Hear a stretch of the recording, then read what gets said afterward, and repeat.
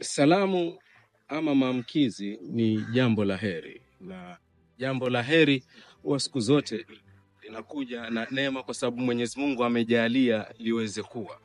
Na ndo maana kila safari huwa ina hatua. Tulikotoka ni mbali, tunakokwenda ni mbali zaidi, lakini hapa na hapa tunasema mdomo na pua ni karibu zaidi.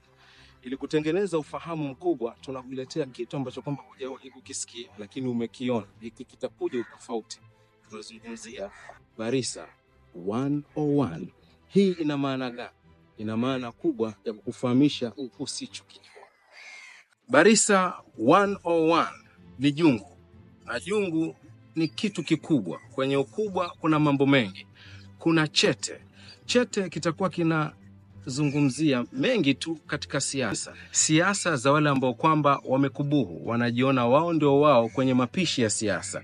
Lakini kuna wale ambao kwamba wanainukia wakaleta vuguto mwaka jana. Hili vuguto limetoa wapi?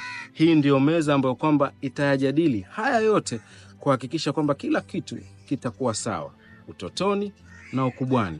Kati tutasawazisha. Lakini kuna kukolea. Tunakoleza nini? Yale yote ya kijamii, kuanzia ujasiriamali, kilimo ambacho hakijafungamana na siasa, elimu ambayo kwamba haitaingia kwenye siasa, tunaikoleza hapa hapa.